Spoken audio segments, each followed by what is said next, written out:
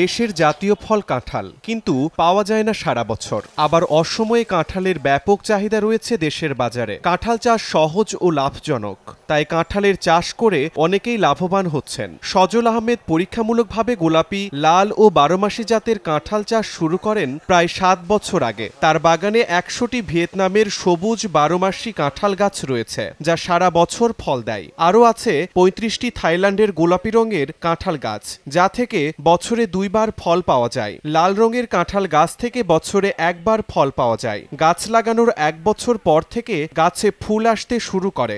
এই কাঁঠালটা যদি চাষ করেন বাণিজ্যিকভাবে আপনারা লাভবান হবেন। কাঁঠালে কোনো রোগ বালাই নেই, কাঁঠালে কোনো স্প্রে লাগে না, কাঁঠালে কোনো সার লাগে না, মানে কোনো পরিচর্যা বাদেই এমনিতেই কাঁঠাল হয়।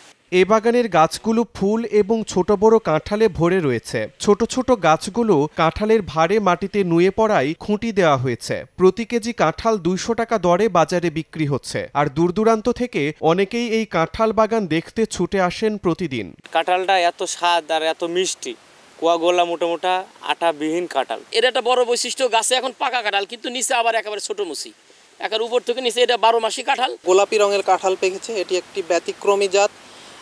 এটি ফ্লেভারটাও ব্যতিক্রম। বেশ কয়েকটি কাঁঠালের জাত রয়েছে, 12 মাসি কাঁঠাল, 12 মাসি ভিয়েতনামি কাঁঠাল, 12 মাসি লাল কাঁঠাল এবং 12 মাসি গোলাপি কাঁঠাল। এটা অত্যন্ত জনপ্রিয়। খেয়েও দেখেছি, কাঁঠালটা অত্যন্ত সুস্বাদু। অনেক দূরের থেকে ফ্লেভার বোঝা যায় গাছে কাঁঠাল পাকলে।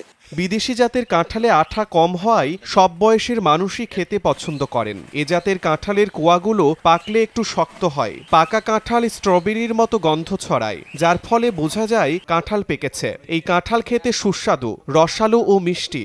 এমনকি বাজারে রঙিন কাঁঠালের ব্যাপক চাহিদা রয়েছে বলে জানান কৃষি সম্প্রসারণ অধিদপ্তরের এ কর্মকর্তা। ভিয়েতনামি পিঙ্ক জাতের হলুদ রঙের বা কমলা রঙের কাঁঠালের চাষ শুরু হয়েছে, যে কাঁঠালটি খেতে অত্যন্ত ক্রিস্পি এবং এটা প্রচুর পরিমাণে ধরে, আঠা নাই বললেই চলে, এবং 12 মাস ধরে এটাকে ফল সংগ্রহ করা যায় এই গাছ থেকে, এমনকি রান্না করেও খাওয়া যায়। চুয়াডাঙ্গার জীবননগর উপজেলার মানিকপুর গ্রামে গড়ে উঠেছে এমন কাঁঠাল বাগান। এ অঞ্চলের আবহাওয়া 12 মাসি কাঁঠাল চাষের জন্য উপযুক্ত। দেশব্যাপী এ জাতের কাঁঠালের চাষ ছড়িয়ে দিতে পারলে মানুষ সব সময় পাবে কাঁঠালের স্বাদ।